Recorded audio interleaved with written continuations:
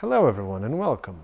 I feel like this has been the theme of these videos, which is I really haven't done videos in quite a long time, but the fact of the matter is I really just haven't had the will or the ideas to pick up the camera and record things.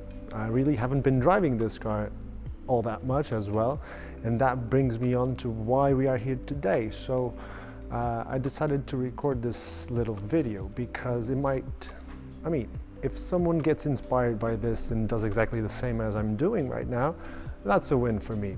And what we are doing today is we're going to replace that battery, because due to the fact that I haven't been driving this car at all, the battery is completely dead. I don't have a battery tender. I'm going to get one soon. But right now what we are going to do is just replace the battery. I'm going to try and start it, but it's dead. It's worthless for me to try and start it actually. But I'm going to bring you along with me. We're going to put a battery in. We're going to put also a little bit of oil because it's running low on oil. And yeah, let's see where this takes us. First things first, e46. They have a keyhole right there. Some modern cars, they don't have that. This is a benefit for me. Now, let there be light. I had to put this foam in because this battery came with the car already, and whoever installed this battery didn't install the actual a proper battery for this car, because this car needs a battery that's a little bit taller, like the one that I got, I think. So going to find this out. But so let's start by removing this bracket and then doing the, I think they are 10mm bolts for the positive and negative.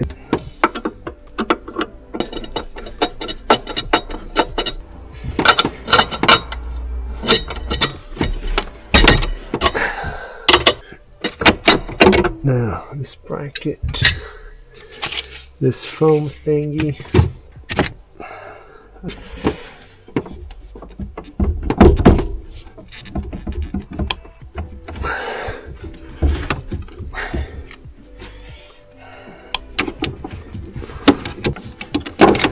okay, so that's part one.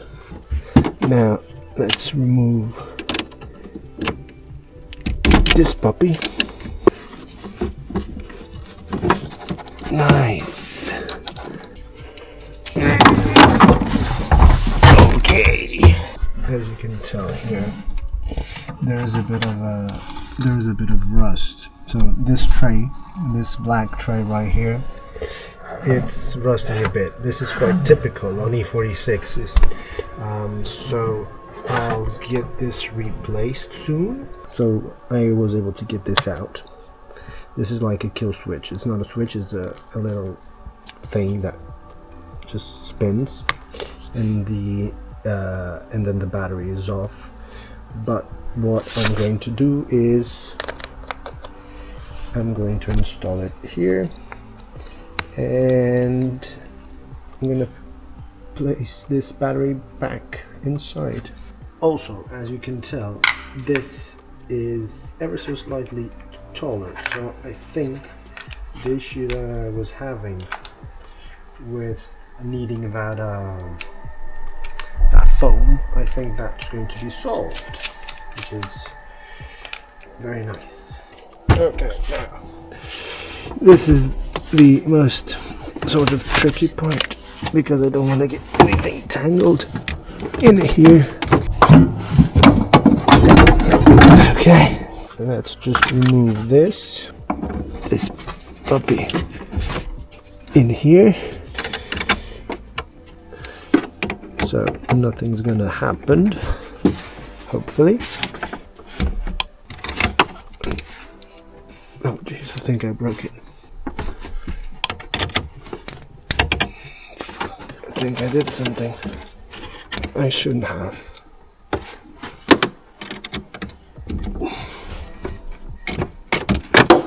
I'm gonna remove that thing to see what I did wrong.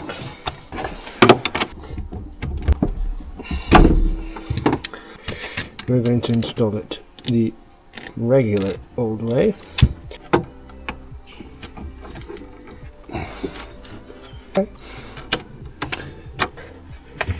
In here, okay, it works super.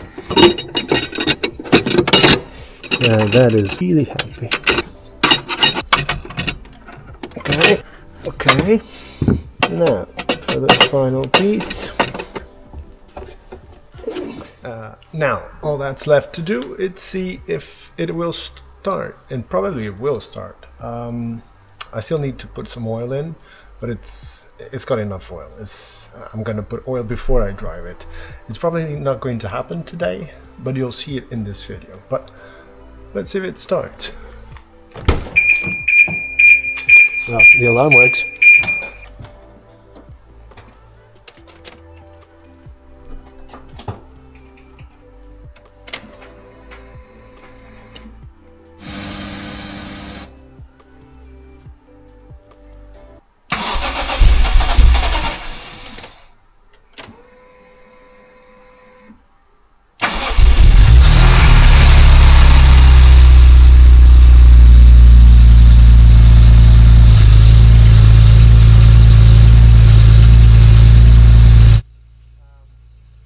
I'm not sure if you can hear me or not, but yeah, it started, no issues whatsoever, and I'm happy. I'm quite happy. It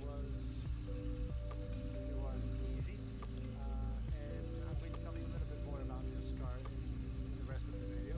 As of right now, I'm quite happy.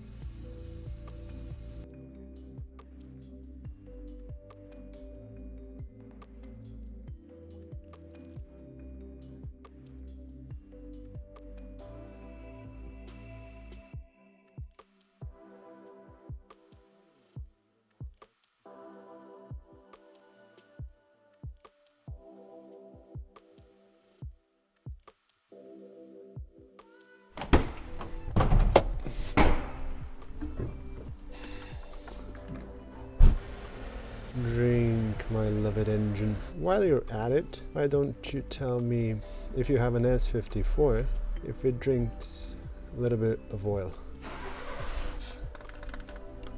Turn it on.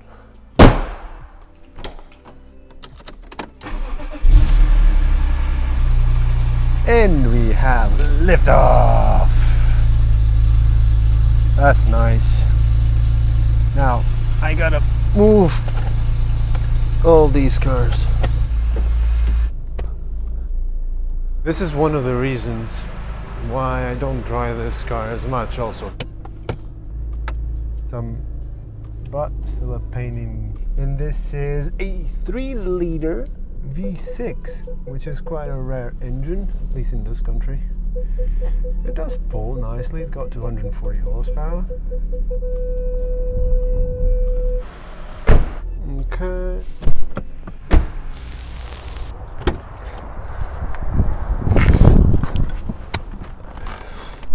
Well, so things didn't really go according to plan. This is a few days later, and why is it a few days later? I did drive the car in that last scene that you saw, although so I didn't really have enough time to record, but I did go to BMW and I did order the parts that I needed for the battery. They arrived today, so that's what we are going to do. We are going to pick up those parts and maybe install them today. Not really sure if that's going to be possible or not, but that's the initial plan. With that said, I do have, so I did mention that this car has some minor niggles, which I do want to get fixed, but they are not major things apart from one. I'm just taking my time doing things relatively slowly. Let's go over the things that this car has that need to be addressed soon, or some of them soon and others a little bit later. I'm not in a rush to fix everything in this car. All right, so the first one, very easy. It does get a little bit on my nerves, but the headliner, it's starting to sag.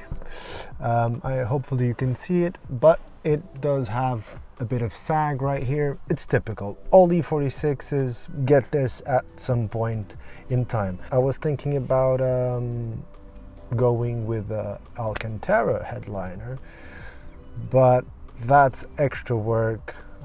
It's extra cost as well, and if I did do that, I would want to do the rear parcel shelf also in Alcantara. That's a bit of a pain to remove, so it's either going to be like this until I cannot take it anymore, or I'm gonna do it in this in the same fabric that is currently on it. So that's it. Another thing that's wrong, it's not something very new for e46s, but this door, or this lock specifically, they do not want to open 90% of the time, 85% of the time.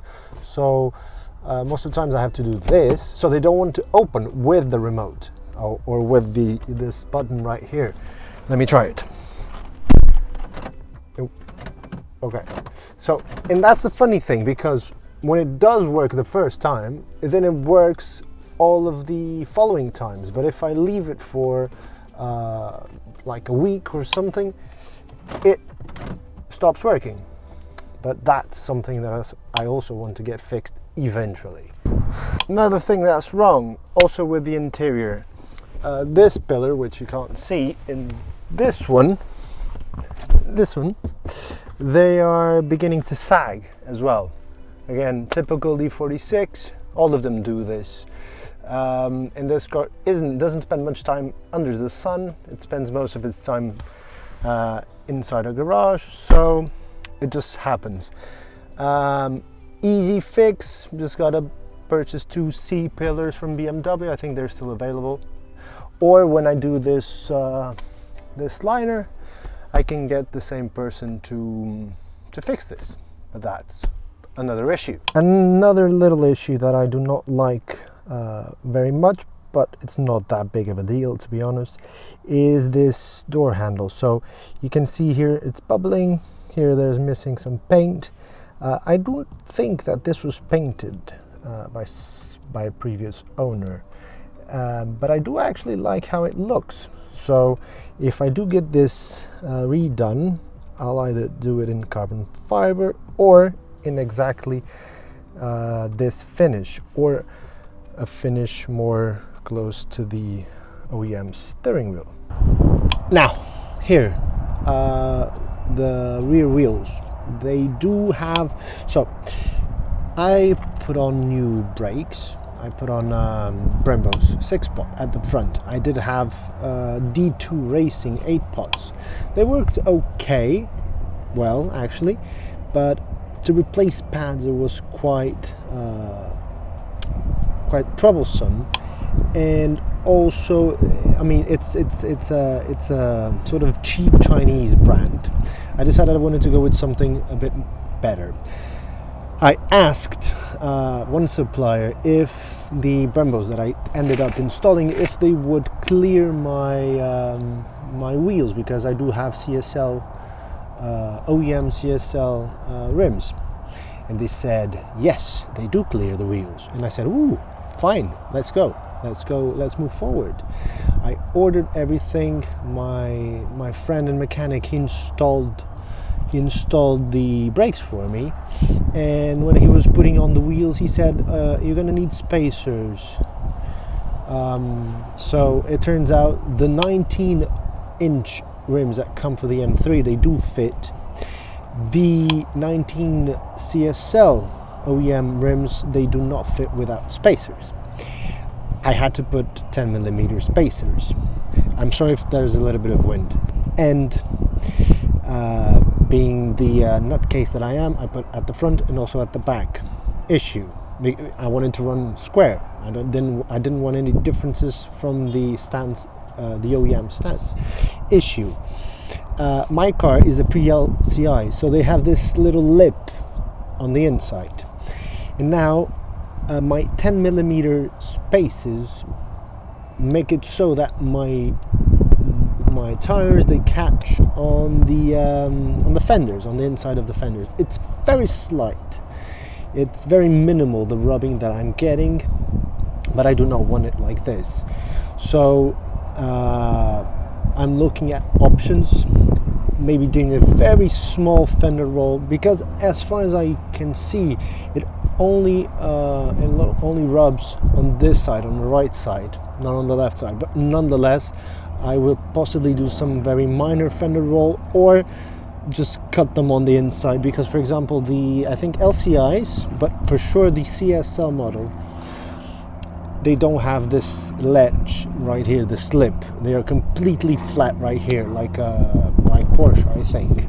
So yeah, that's one of the biggest things that I really need to get fixed as soon as possible. I'm not being able to enjoy this car as much as I'd like as it is now.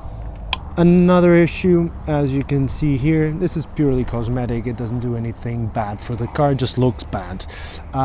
The wiper arms, they are a bit pitted from stones and just general use, and they're beginning to sort of rust, so I have to remove these, sand these, have them painted, and yeah, it's fairly easy, but an issue nonetheless. And I do think last, it's either this one or the other headlight. These are by Xenons, and by Xenons they have self-leveling systems, so they have a little motor inside that makes them go up and down. One of them doesn't work anymore.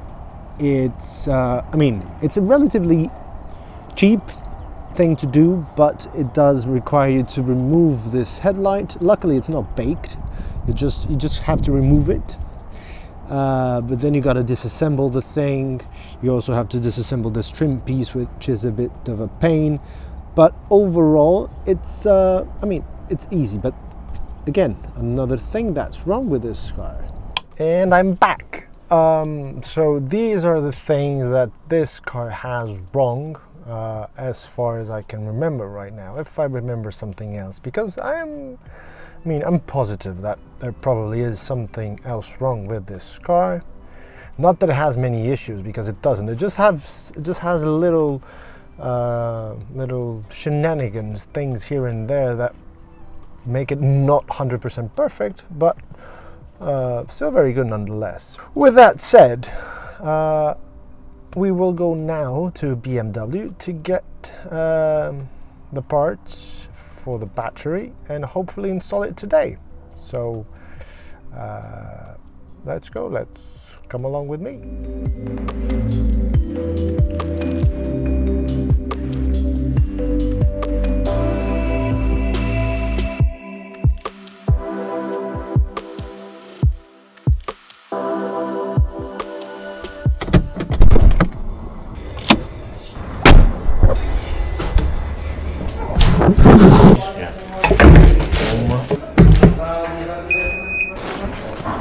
Well, the parts have been secured.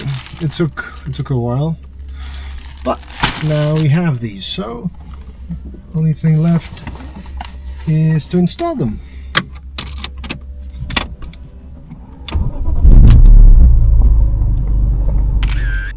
All right then, it's a few days later, and I haven't actually installed the parts yet. But the video is already 20 minutes long, so I think that's enough. Perhaps I'll do another video where a part of that video will be me installing these little things with the battery. I also want to thank you for watching this, if you've come this far.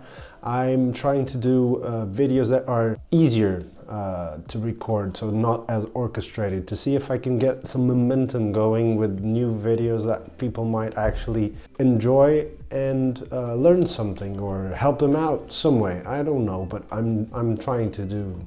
I'm trying this YouTube thing again. And I hope to see you again soon, hopefully, and have a nice one.